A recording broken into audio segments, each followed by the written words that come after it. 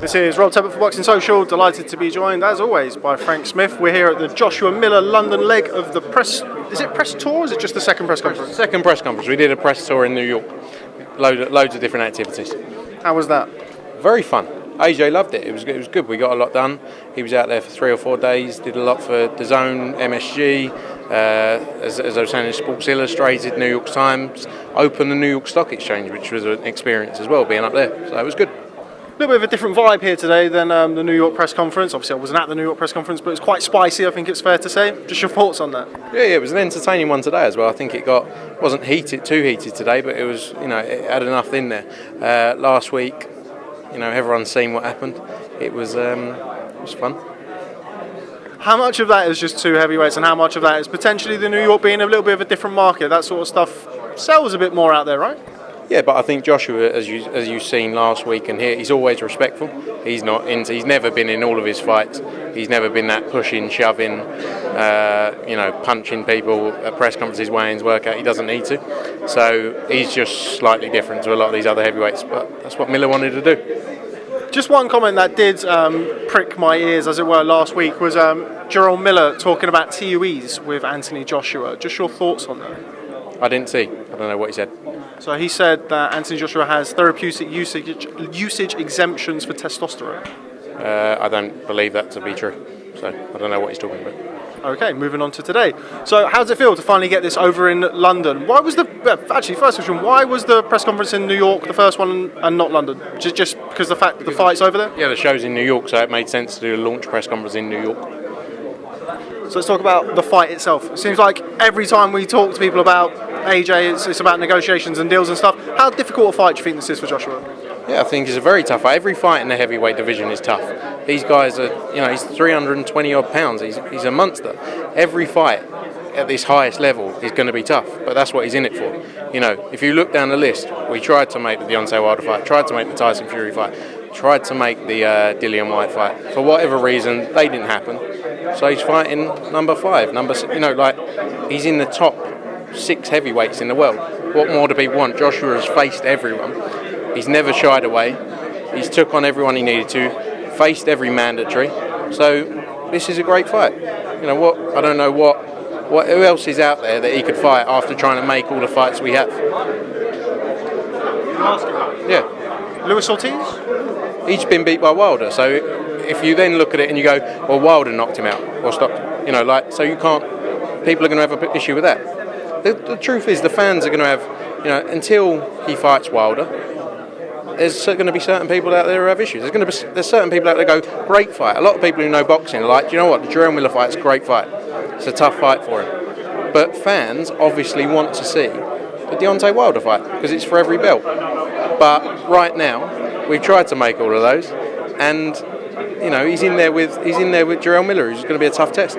I was just spitballing there with Luis Ortiz. I'm not saying that he should be fighting instead of Jerome Miller. What are you laughing at over my shoulder? People keep staring at me and laughing, so apologies. I should be focused on you, shouldn't I? You should be focused on me. It's terrible form.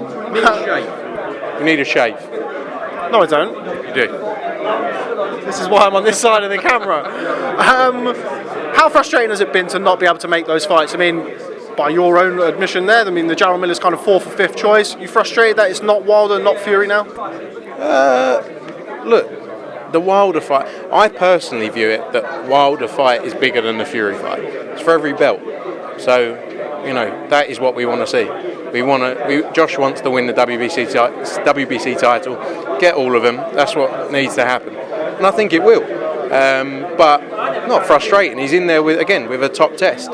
So he's doing what he needs to do. He's fighting the best. He's not shying away from anything. So not frustrating at all. Obviously, we've just been greeted by the news that Tyson Fury signed a deal with ESPN. How difficult does that fight now become to make? I think that fight's much more difficult than a Deontay Wilder fight. Which is saying something given the state of the negotiations over the last 12 months, right? Yeah, but now he's got what looks to be an exclusive deal with BT and an exclusive deal with ESPN, so he can't go anywhere else. So that's very difficult, So we want to make the Deontay Wilder fight. It's quite obvious. Everyone's seen it. And we'll work hard to try and make that happen after this. How likely is that to happen? Because obviously there's been such a long, drawn-out process of negotiations, and now you've got Fury kind of away. There's talk of Deontay Wilder potentially signing to fight Fury on ESPN. What do you think the likelihood of a Joshua Wilder fight happening in 2019 is? I don't think Deontay Wilder fights Fury on ESPN, personally. Why is that? I think although he says he's a free agent, not with Showtime, I think there's too much pressure for them to keep him on Showtime for that fight, personally. And obviously the Al Heyman-Bob Arum relationship probably doesn't help matters, correct? Probably not, but Al Heyman's got his own PBC business to build for, so he won't let him just leave. But then it all comes down to money, doesn't it? But I just think the time periods they're talking about, there's no way it happens in April and May.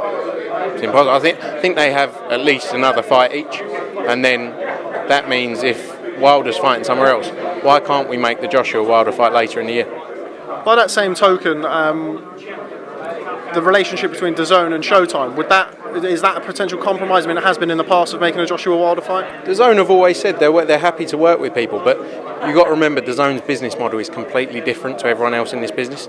It's $9.99 via pay-per-view at $80 for one fight, $80, $90, $100. So it's very difficult to go up against each other. It's not like when HBO and Showtime did a fight. They both charge the same amount of money. So all the money goes in, it's all the same.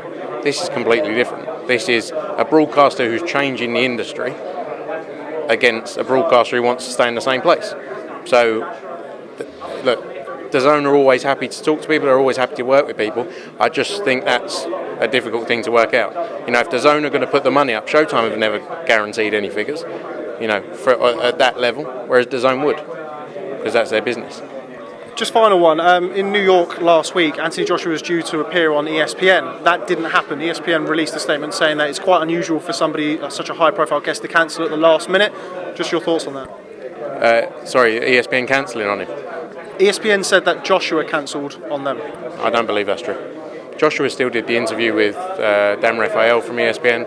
It was part of his media plan to go and do a whole day at ESPN. So, I wasn't there. I flew home, but as far as I know, it was the other way around.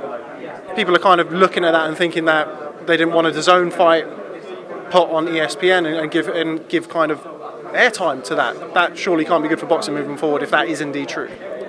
Yeah, they just announced the Fury signing. I don't know, maybe they looked at it and said didn't want to give media, as you say, to a DAZN fighter. It's the wrong way to do it. They're a news service, not just a broadcaster. It's like you see Sky Sports News, they're everywhere.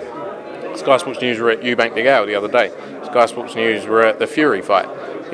If you're going to be an impartial news broadcaster, you have to show these things.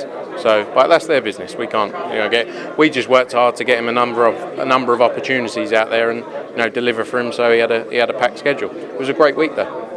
Okay, well, Frank Smith, thanks very much for speaking to Boxing Social. Look forward to catching up with you soon. Thank you, Rob.